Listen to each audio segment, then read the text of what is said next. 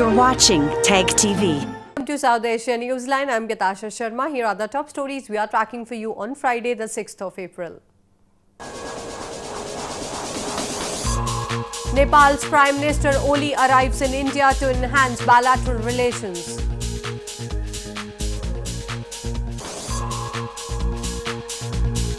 Pakistani Prime Minister meets Afghan President in Kabul to ease strained ties.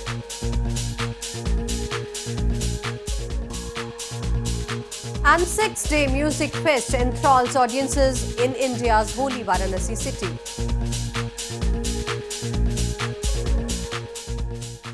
And now for all the details. Nepal's Prime Minister KP Sharma Oli on Friday arrived in India on a three-day visit.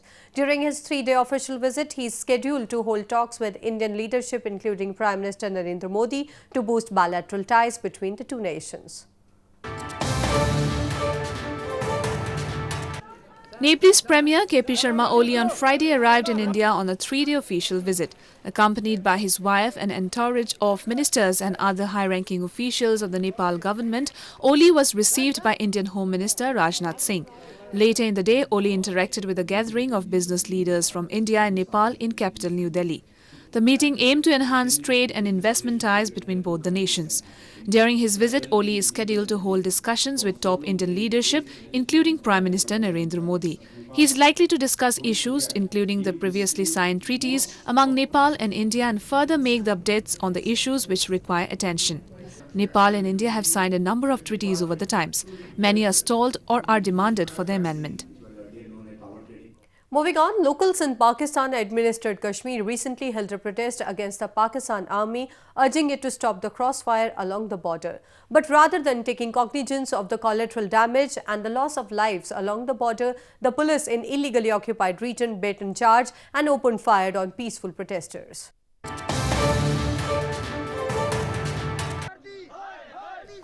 Residents of Pakistan-administered Kashmir recently held a massive protest against the Pakistan Army and the government in Islamabad, demanding both to stop cross-border firing.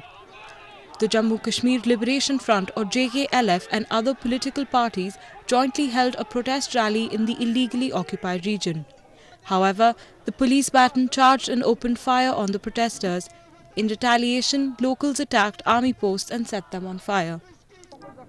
In Muzaffarabad too, inhabitants carried out a protest against police and army brutality.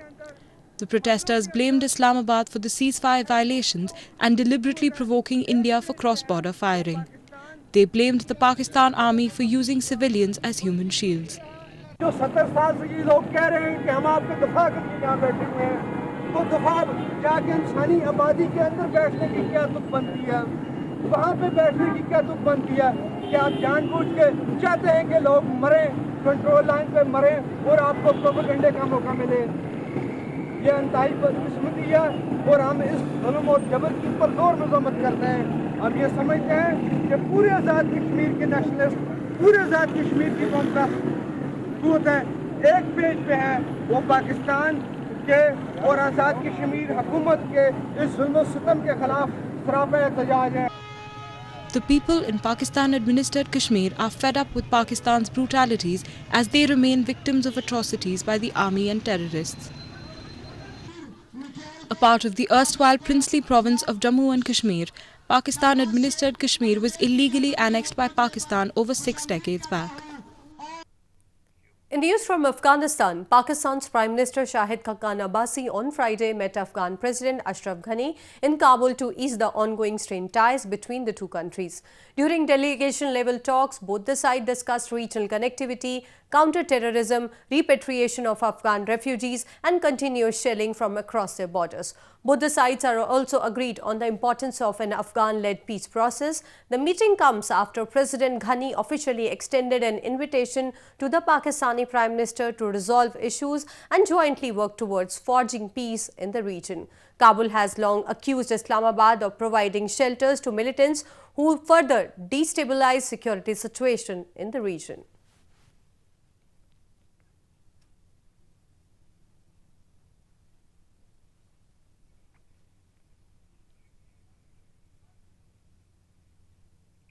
More on news from Afghanistan. After activists in Nawa and Lashkargah in Afghanistan embarked on a sit-in camp early this week, a new sit-in camp has been set up in Helmand province.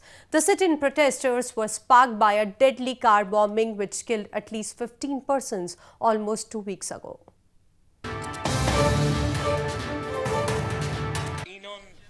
A new sit-in camp, this time in Gereshk district of Afghanistan's Helmand province, was established on Thursday as momentum continues to gather around the peace campaign. Gereshk protesters started their sit-in demonstration in support of Lashkargah protesters who embarked on their peace campaign last week. The Lashkargah protesters, including women, have vowed to continue their demonstration until their demands for a ceasefire are met by both the terror group Taliban and government. خلکو ته زارۍ کوم هغه که حکومت دی که د حکومت مخالفه ډله ده چې په دې وطن کې جنګ جوړي زه هغو ته زارۍ کوم او دغه وطنوال چې معنا پورته سي د دې مسلمانانو پر ګټه ده د دې هېواد په ګټه دی څوک په ایران کې دربدره پراته دي څوک په پاکستان کې دربدره پراته دي. The Gereshk sit-in is the second to be established this week after the Lashkargah group set up their camp last Monday. The Lashkargah sit-in was sparked by the deadly car bombing almost 2 weeks ago outside a stadium in the city following a wrestling match. People across Afghanistan this week expressed their support of the Helmand protesters, including lawmakers in Afghanistan's parliament. A national highway in India's northern Jammu and Kashmir province was thrown open to public after almost 3 months on Friday. The crucial highway, which holds strategic and economic importance, was closed in December last year due to heavy snowfall.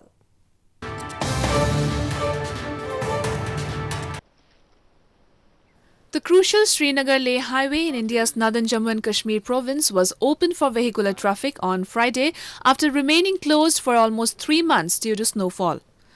The 270 miles long highway acts as a lifeline for over 200,000 people of the cold desert region of Ladakh who have to survive on limited sources during winters. Like every year, India's Border Roads Organization or BRO was assigned the task of clearing the snowbound stretch. इससे एक तो जो सारा सामान ऊपर जाता है वो सामान जल्दी जाएगा और बहुत और इम्पोर्टेंट ये है कि टूरिस्ट लेह लद्दाख के लिए जल्दी आ पाएंगे और लेह की सुंदरता को और जल्दी से देखना शुरू कर देंगे. The highway remains covered under heavy snow measuring up to 7 to 8 feet during winters, cutting off Ladakh region from the rest of the country.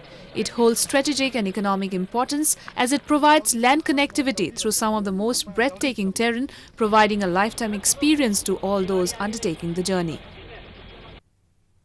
A music festival is ongoing at a famous temple in India's northern Varanasi city to celebrate birth anniversary of Hindu god Hanuman. The 6-day annual festival has been witnessing scores of devotees and famous musicians who are participating to seek blessings and perform at the festival.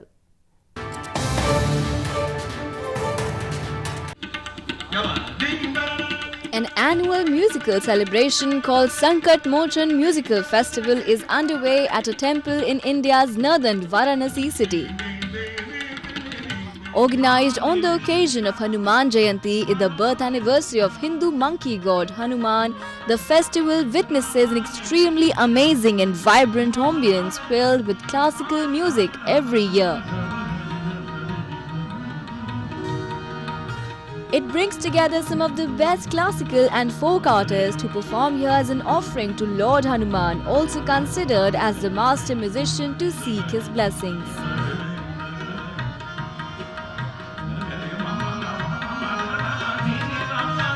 ये बहुत अच्छा लग रहा है, बहुत आनंद लग रहा है।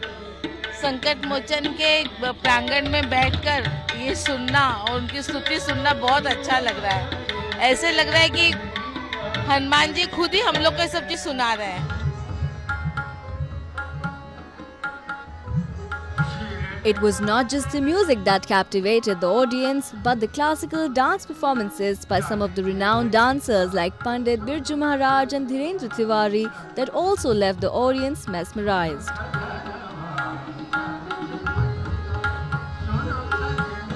हनुमान जी के सानिध्य में ये संकट मोचन संगीत समारोह जो हर साल ये आयोजित होता है हनुमान जयंती के अवसर पर, इसको मैं हर बार सुनने आता हूँ और नए कलाकार मिलते हैं और नए हनुमान जी को ये कलाकार सुनाते हैं।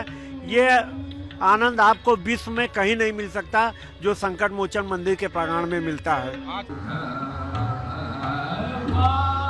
The festival is a 6-day celebration to mark the auspicious occasion. It also gives a sneak peek into the culture of the city and is a great opportunity for the visitors to collect a plethora of memories. In a simple yet unique wedding, more than 500 couples tied the nuptial knot at a mass marriage ceremony in India's Western Gujarat province on Thursday. The gesture by the organizers aimed at reducing financial burden on the families of brides.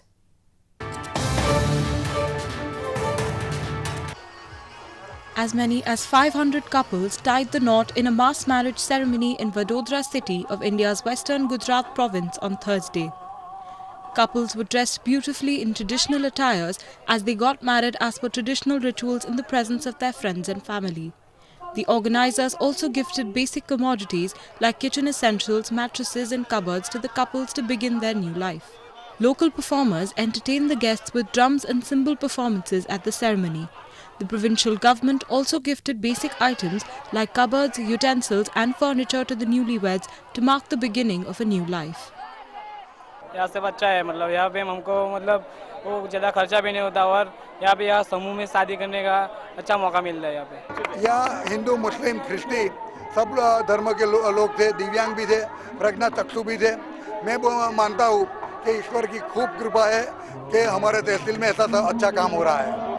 Guests turned up in huge numbers to bless the beaming couples who dressed up in traditional attire for the occasion. Group marriages are becoming popular, especially among the financially disadvantaged sections of the Indian society, as they reduce worries of monetary implications among parents. Special provisions have been done for animals in a zoo in India's western Surat city as the summer approaches. The authorities have taken efforts to provide the animals with cool and comfortable environment as the mercury soars.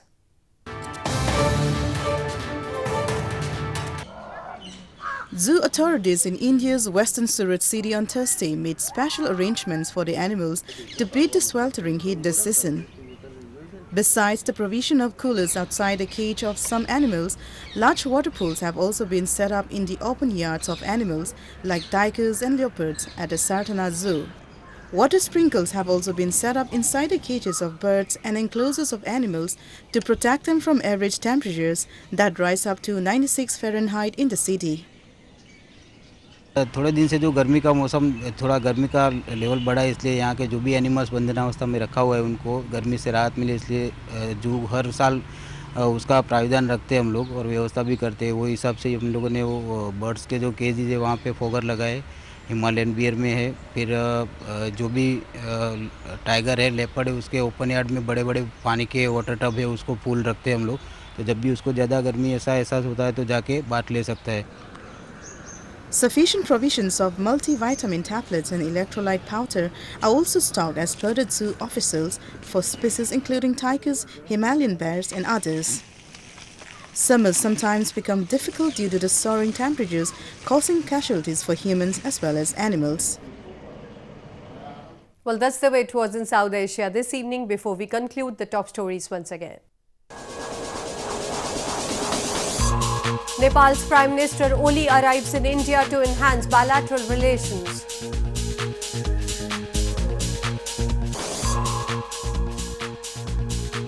Pakistani Prime Minister meets Afghan President in Kabul to ease strained ties.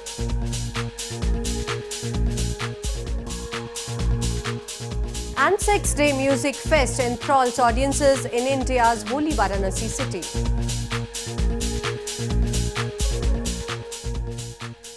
Now our viewers can watch the show on SouthAsiaNewsline.com. You can also visit us on Facebook.com/SAsiaNewsline and follow us on Twitter @SAsiaNewsline. That's all in tonight's edition. We'll see you same time next week. Have a great weekend. Good night.